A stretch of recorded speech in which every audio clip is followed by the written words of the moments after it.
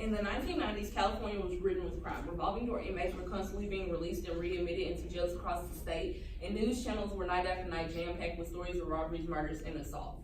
Memorials could be found on fences and street corners in remembrance of those who had fallen victim to repeat offenders in the state.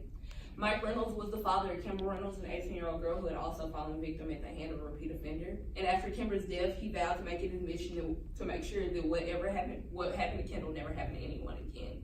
He started a 3-strike campaign, which stated that previous felons on their third conviction should receive a minimum of 25 years to life, and he urged the public to sign his petition. However, at the beginning of his campaign, due to lack of exposure, he gained very little support. But after gaining the backing of high-profile people like the parents of Polly Klaas and local politicians, the campaign began to pick up and he received over 80,000 signatures for his petition. After the 3 Strikes campaign gained so much support, lawmakers and citizens alike were very confident they had found a solution to the crime epidemic that was taking over their state. With such a rising support from the public, lawmakers immediately began working on legislation to get the 3 Strikes law enacted. There was an extreme sense of urgency, so they quickly drafted and instated the law into courts.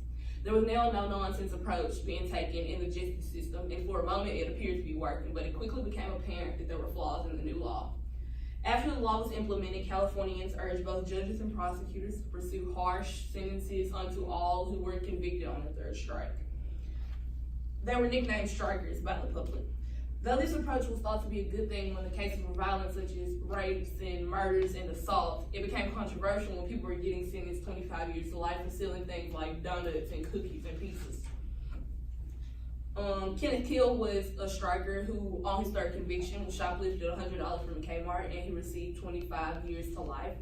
Nearly 1/4 of all strikers were convicted for petty crimes and sentenced 25 years to life. After seeing that a large percentage of strikers were being sentenced such harsh time for such minuscule crimes, people knew something had to be done to revise the law. The California prison system was designed to house 85,000 inmates. However, at the peak of intake after the 3 Strikes law had been implemented, there was over 170,000 inmates in the California prison system. With the prison system busting at its seams, prison reformers began moving towards efforts to revise the law and to get some inmates released. The main priority on the list were the 3 strikers who had been convicted of petty crimes and sentenced 25 years to life. Katie Galloway, the director of the movie The Return, which documented 3 strikers being released back into society, said this about prosecutors trying to uphold their harsh convictions. There's an institutional incentive to not just seek justice, but to win, and then to hold on to these convictions. She feels that prosecutors are more concerned with upholding their reputation than they are upholding the justice system. Though this may be true, the progress towards revising the law still continued, and in 2012, Proposition 36 was passed, which said that the only way you could be sentenced 25 years to life on your 3rd conviction was if it was a violent crime. About 650,000 strikers have been released from the prison system since the implement of the law back in the 1990s, and they're steadily being released today. It's contributed to prison reformers like California Governor Jerry Brown. Brown's working closely with other prison reformers and people who work on social issues to make sure that he can improve the prison system in California any way he can.